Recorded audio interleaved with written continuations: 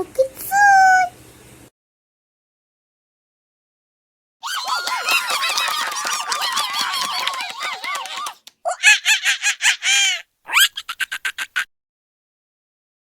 கிராமத்தில் குல்லா வியாபாரி இருந்தார். அவர் தன் வேலைகளை முடித்துவிட்டு வியாபாரத்திற்கு கிளம்பினார். குல்லா வாங்கலையோ குல்லா, தொப்பி வாங்கலையோ தொப்பி, கலர் கலரா தொப்பி இருக்குமா, வந்து வாங்கிக்கோங்க.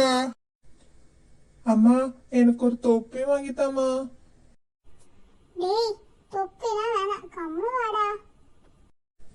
இல்ல எனக்கு தொப்பி வாங்கித்தா, எனக்கு வேணும். தம்பி அழாதப்பா, அம்மா வாங்கி தருவாங்க. சரி சரி, ஒரு தொப்பி தாங்க. எவ்வளவு? 100 ரூபா தாமா. ஐ ஜாலி ஜாலி, எனக்கு பிடிச்ச தொப்பி. அண்ணே தொப்பி வாங்கிக்கோங்க அண்ணே, வெயிலுக்கு எதாமா இருக்கும்.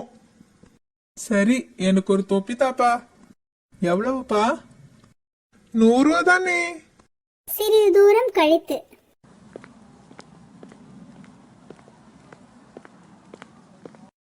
குல்லா வாங்கலையோ குல்லா, தொப்பி வாங்கலையோ தொப்பி.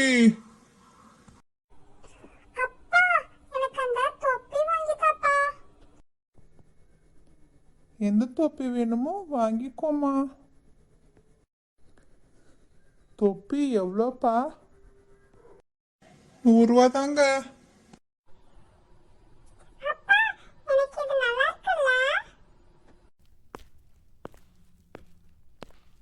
சிறிது தூரம் கழித்து இன்னும் கொஞ்சம் தொப்பிங்க விற்காம இருக்கு, பக்கத்து ஊருக்கு தான் போகணும். ரொம்ப களைப்பா இருக்கு, கொஞ்ச நேரம் இங்கே ஓய்வு எடுப்போம், அப்புறம் போய் வித்துக்கலாம். சிறிது நேரம் கழித்து வியாபாரி ஒரு மர நிழலில் படுத்து உறங்கினார்.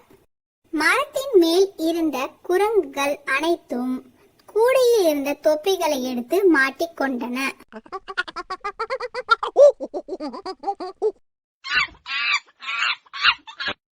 அந்த சத்தம் கேட்டு எழுந்தார் வியாபாரி. அச்சோ, என் கூட இருந்த தொப்பியில இந்த குரங்க மாட்டிக்கிச்சு, இப்ப நான் என்ன பண்ணுவேன்? ஏ குரங்கு, என் தொப்பிய குடுத்துரு. உனக்கு வேணும்னா கலர் கலரா நிறைய தொப்பி என் வீட்டுல இருக்குது, நான் தரேன். இப்ப இத குத்துரு.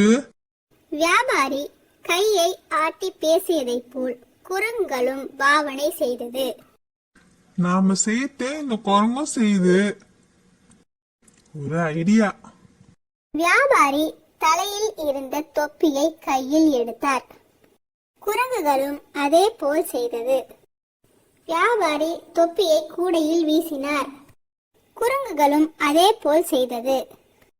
வியாபாரி எல்லா தொப்பிகளையும் கூடையில் வைத்துக்கொண்டு கிராமத்தை நோக்கி சென்றார். வியாபாரி புத்திசாலித்தனமாக யோசித்ததால் அவர் தொப்பி அவருக்கே கிடைத்து விட்டது. என்ன குட்டீஸ், நீங்களும் இனிமே எல்லா விஷயத்திலையும் புத்திசாலித்தனமா யோசிச்சு செய்யணும், சரியா?